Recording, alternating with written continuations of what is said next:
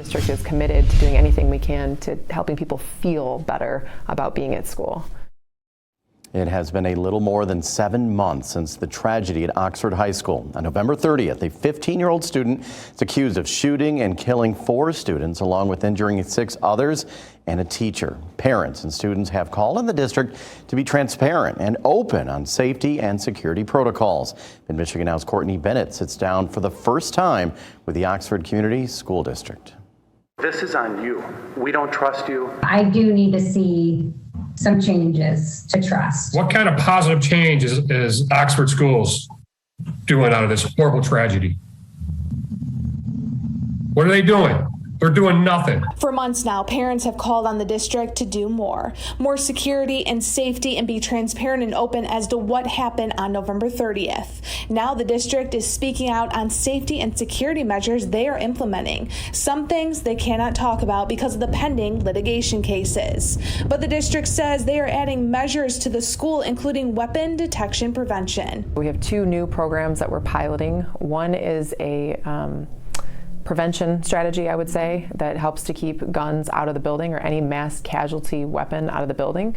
That's with a company called Evolve. Evolve is artificial intelligence that scans for threats and scans for firearms. When students walk in during their daily entry, it's looking at the shape of items in their belongings and on their person.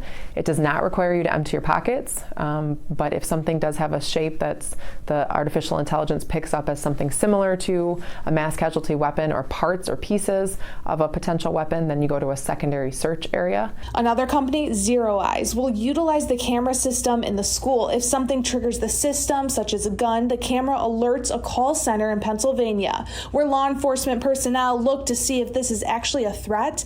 Then the Oakland County Sheriff's Office is immediately called.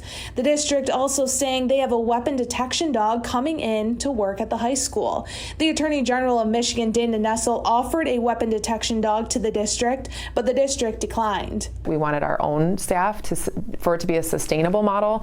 We want someone in-house, and it's actually a much smaller expense that, I don't know how long the Attorney General was going to be, providing that funding, but we wanted this dog to, again, be part of our community. The school made the decision to bring the students back to the high school in January, but they did add safety checkpoints and said all students were required to have a clear backpack. Did you feel that that was utilized appropriately, that kids were being checked upon entry into the building? Yes, I do, but I do want to bring up search and seizure, and just the way in which we were searching was visually scanning unless there was some reason to believe that there was an item that would require a physical search. And so you can only do so much visually. That's one of the reasons I was a big proponent for the Evolve system moving forward.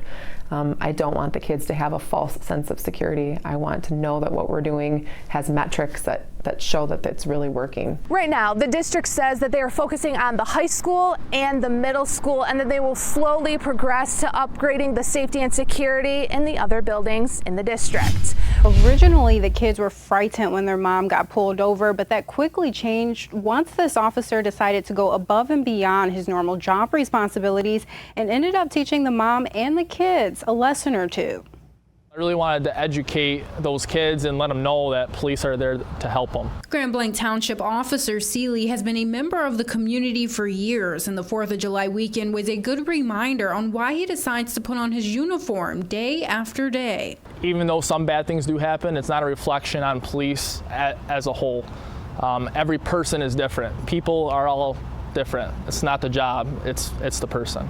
That's the lesson that was taught to 4 young children when Officer Seeley says he pulled over a vehicle for a seatbelt violation. I had pulled over a vehicle for a minor traffic violation. And when he heard that some of the children were fearful of the encounter, he says he did what any good officer would do. When the mom had brought to my attention that upon me stopping her, the kids told her that she should run because I was going to hurt them, that really angered me, because yes, I know there's bad cops in the world, but the vast majority are good. Ms. Anderson, the kid's mom, tells me they have never had a bad experience with an officer, and she was baffled by how they reacted to her being pulled over.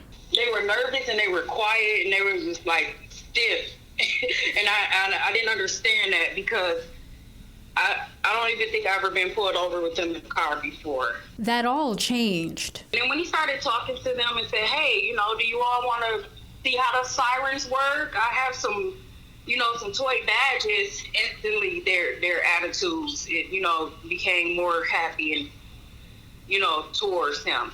What started out as the kids were a little bit scared of me turned into they're giving me high fives, fist bumps, and they made comments that the backseat of my car is for bad guys, and I told them it's not always for bad guys. A lot of time I've given people rides. They ran out of gas or the car broke down. There's a lot of stuff that we do that involves nobody getting in trouble.